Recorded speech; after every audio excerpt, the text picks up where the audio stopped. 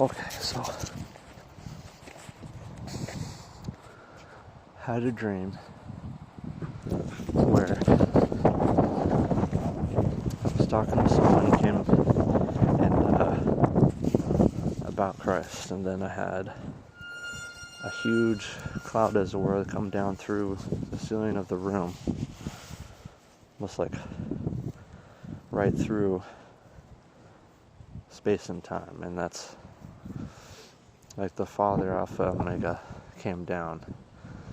And for me, it merged with me like a smaller cloud of the same thing.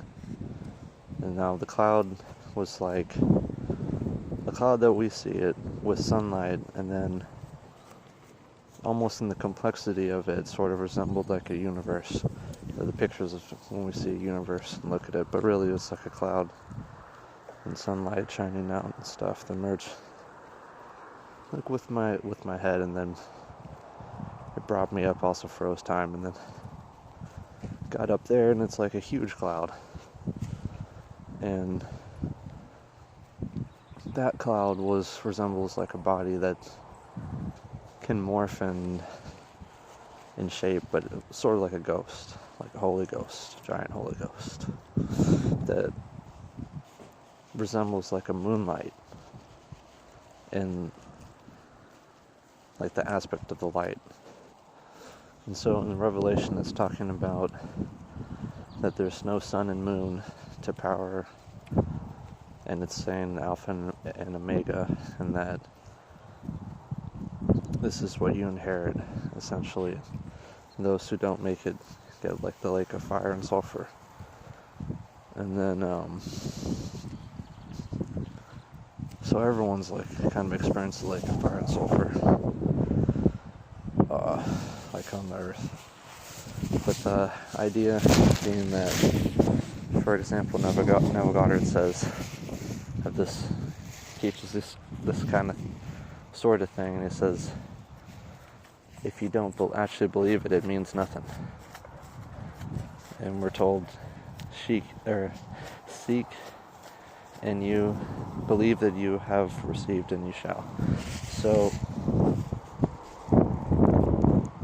I've had this dream many years ago, and then it's like I've also gone through hell pretty much. So but you have to actually believe that, okay, well that's the Alpha Omega, and it says that there's nothing, no sun or moon that powers it.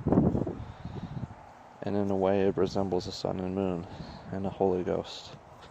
And that is the Father, that you are now the Son of the Father. It doesn't say lowercase s. It says uppercase S, lowercase n, O, lowercase n. So you become the Son of the Father as your inheritance, or is what you get. So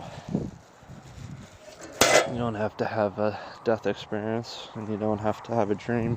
All you have to do is believe that into your third eye. That's your being, so you don't have to get vampired all the time. Play the vampire game or whatever. That's your true self, but it says that's the Father and that you're the Son of the Father, but we know God is one. Now in the dream, that's what I experienced. It was one. It was only one body. It was still me, my sense of individuality.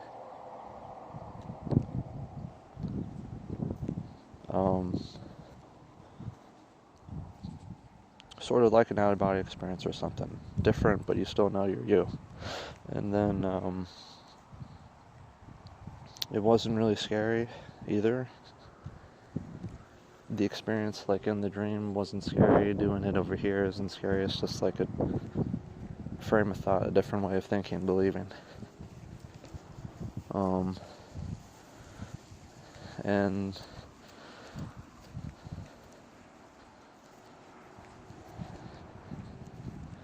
yeah, outside in the dream, in that part, I saw like from where I came from was like just a little frame, just a tiny frame. I could see myself frozen there with the reality and someone else is talking to. So the Alpha and the Omega in that sense is like a giant gigantic kind of being. But for me, I experienced it as essential, a sense of individuality, and that there wasn't really anyone else there, but I mean, there was this presence that I knew my sense of individuality, but I became part of this ginormic thing, and I still feel like me. So what I'm thinking is, everyone is searching for that experience. Then if there's something that comes after this, well, I guess that would be the joining of everyone into that being where you still haven't lost your sense of individuality, but it would be everyone.